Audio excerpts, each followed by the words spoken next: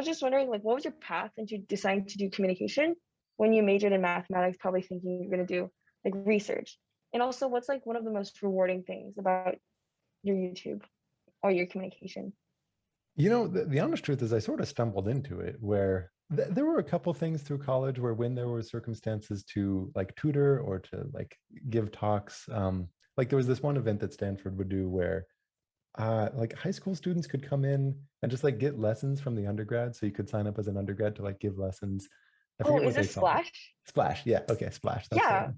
me and Great. Damon and some people went to MIT Splash. Actually, it was really cool. Great. Great. Yeah. Okay. So the MIT's got a splash. Stanford has a splash. I don't know how common a thing it is, but like I would sign up to like teach things for that because that was fun. Or like I did a fair bit of tutoring in that time.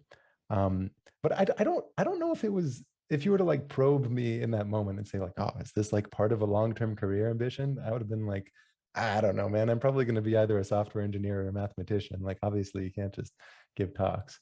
But I did want to I did want to just try establishing some kind of footprint on the internet. I remember when I was leaving college thinking that I didn't have the most like long-term faith in the stability of the university system in comparison to the long-term faith I had in the like growth of the internet.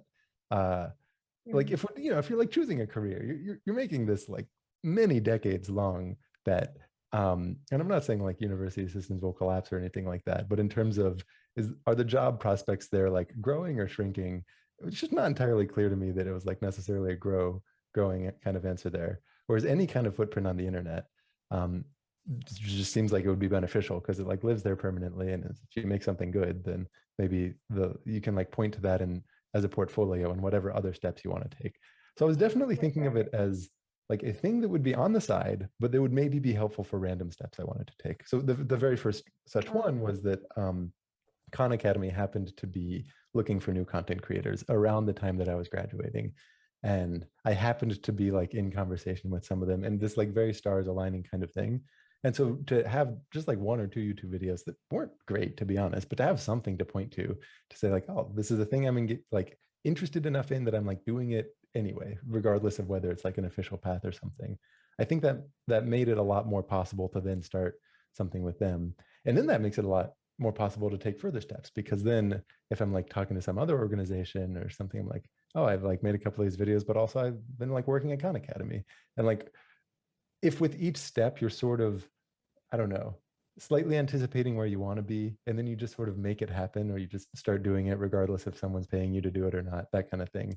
Then I think all the people that I know that have walked into very strange career paths that like didn't exist before, that's the shape that it's had. Like before yeah, any it's notion really of it cool making actually your own. being, yeah. Like so I don't know, Claire, for example, is the spirit of your question one where you find yourself wanting to do such a similar path or something similarly unforged, or is it more just a sideline hypothetical? Yeah, I was just really curious how someone could create their own career in the way that you have, and a lot of people have. And yeah, I guess like your story of how it just, it was somewhat serendipitous, but also like fate, stars. That's really inspiring. Yeah, I realize I'm being a little bit long-winded with some of these answers, but if I could just like abbreviate, it would be if there's a thing you kind of want to be doing, just start doing it, like independent of if it's, the full-time thing that you're spending your time on, or if there's a legitimate title around it or anything that, if you, it's a little bit like if you want to work for some startup, um, and if they have any kind of open source projects, if you just like start contributing to their open source projects, like that gets their attention, right? Or if you have some vague sense that like, oh, maybe I want to start a company that does X, it's like maybe you just start building a prototype for X and like see if it resonates at all. Or if you want to be a writer, right? You don't like wait until you're trained to be a writer. You just like make sure that every day you spend a little bit of time like writing in some capacity, whether that's in a journal or a short story or something. Like the just do the thing that you want to do in the long run immediately advice is kind of hard to overstate.